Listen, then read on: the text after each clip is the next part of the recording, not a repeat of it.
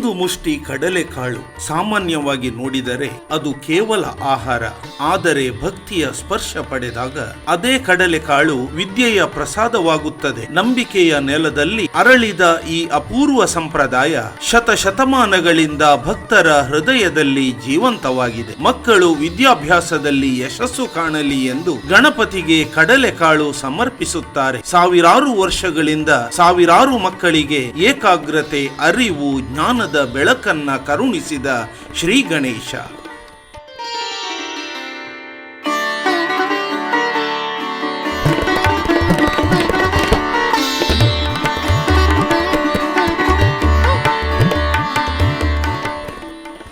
ನಮಸ್ಕಾರ ಸ್ನೇಹಿತರೆ, ಶಣೈ ಕ್ರಿಯೇಷನ್ ಚಾನೆಲ್ಗೆ ಆತ್ಮೀಯ ಸ್ವಾಗತ.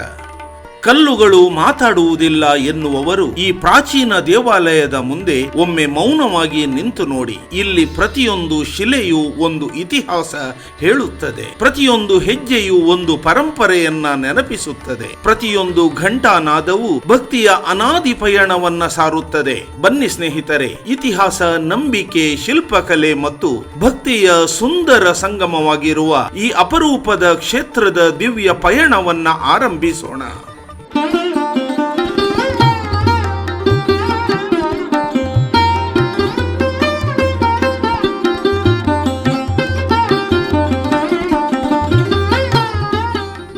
ಮಕ್ಕಳು ಕಲಿಕೆಯಲ್ಲಿ ಹಿಂದುಳಿದಿದ್ದಾರೆಯೇ? ವಿದ್ಯೆ ಕಲಿಯಲು ಆಸಕ್ತಿ ಇಲ್ಲವೇ? ವಿದ್ಯಾಭ್ಯಾಸ ಬೇಡವೆನ್ನುತ್ತಿದ್ದಾರೆಯೇ? ಈ ಕ್ಷೇತ್ರದಲ್ಲಿ ಕಡಲೆಕಾಳನ್ನ ನೈವೇದ್ಯವಾಗಿ ಭಕ್ತಿಯಿಂದ ಅರ್ಪಿಸಿ ಅದನ್ನೇ ವಿದ್ಯೆಯ ಪ್ರಸಾದವೆಂದು ಮಕ್ಕಳು ಆಹಾರವಾಗಿ ಸೇವಿಸಿದರೆ ಕ್ಷಿಪ್ರ ಪ್ರಸಾದ ದೊರಕುವ ಕಾರಣಿಕ ಕ್ಷೇತ್ರ. ಆತ್ಮೀಯ ವೀಕ್ಷಕರೇ, ತುಳುನಾಡ ರಾಜಧಾನಿ ತುಳುನಾಡ ಹಂಪೆ ನಿತ್ಯೋತ್ಸವ ಕಂಡ ಊರು ಬಾರಕೂರು.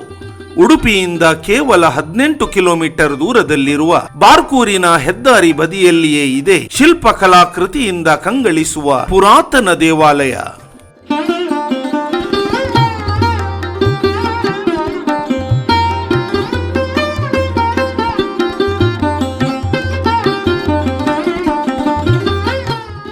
ವಿಸ್ತಾರವಾದ ಚೌಳಿಕೆರೆ, ನಯನ ಮನೋಹರ ಪ್ರಕೃತಿಯ ಸಸ್ಯಕಾಶಿ, ಬಾರ್ಕೂರಿನ ಪುಣ್ಯಭೂಮಿಯಲ್ಲಿ ನೆಲೆಸಿರುವ ವಿಜಯನಗರ ಅರಸರ ಕಾಲದ ಸಂಪೂರ್ಣ ಶಿಲಾಮಯವಾದ ಚೌಳಿಕೇರಿ ಶ್ರೀ ಗಣಪತಿ ದೇವಸ್ಥಾನ.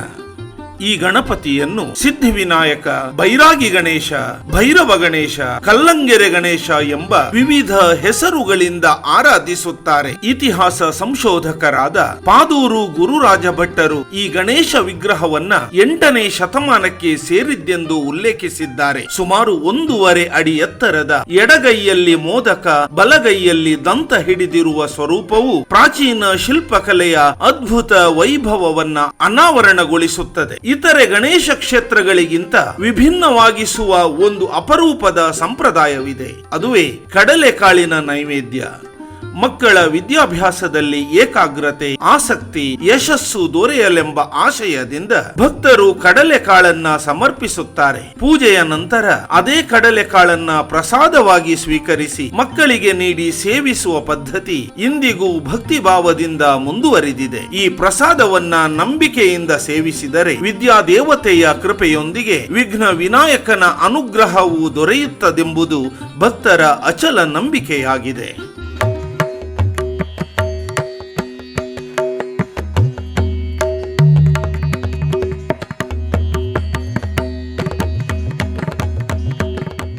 ಸ್ಥಳೀಯ ನಂಬಿಕೆಯ ಪ್ರಕಾರ ಚೌಳಿಕೆರೆಯನ್ನು ಅಗೆಯುವ ಸಂದರ್ಭದಲ್ಲಿ ಕೆಲಸಗಾರರ ಸಲಕರಣೆಗೆ ಗಣೇಶನ ವಿಗ್ರಹ ತಾಗಿತಂತೆ. ಆ ವಿಗ್ರಹವನ್ನ ಮೇಲಕ್ಕೆತ್ತಿ ಮರದ ಬುಡದಲ್ಲಿ ಇಡಲಾಯಿತು. ದನ ಕಾಯುವ ಬಾಲಕರು ತಮ್ಮ ನಿಷ್ಕಲ್ಮಶ ಭಕ್ತಿಯಿಂದ ಪ್ರತಿದಿನ ಪೂಜೆ ಸಲ್ಲಿಸುತ್ತಿದ್ದರಂತೆ.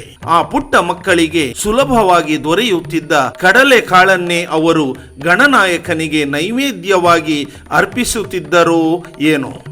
ಭಕ್ತಿಯ ಸುಗಂಧ ತುಂಬಿದ ಈ ನಂಬಿಕೆ ಇಂದಿಗೂ ಜನಮನದಲ್ಲಿ ಜೀವಂತವಾಗಿದೆ. ಭಕ್ತಿ ಎಂದರೆ ಅದು ವೈಭವವಲ್ಲ, ಹೃದಯದ ನಿರ್ಮಲತೆ. ಅದರ ಕಾರಣವೇ ಇರಬಹುದು ಒಂದು ಮುಷ್ಟಿ ಕಡಲೆಕಾಳು ಇಲ್ಲಿ ವಿದ್ಯೆಯ ಆಶೀರ್ವಾದದ ಸಂಕೇತವಾಗಿ ರೂಪಾಂತರಗೊಂಡಿದೆ.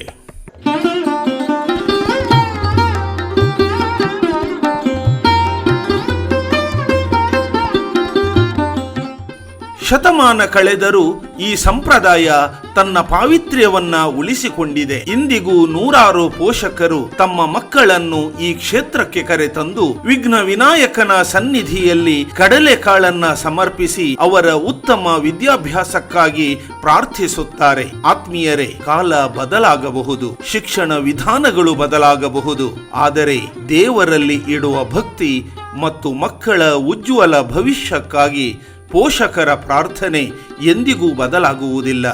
ಇದೇ ಈ ಚೌಳಿಕೇರಿ ಗಣೇಶನ ಮಹಿಮೆ.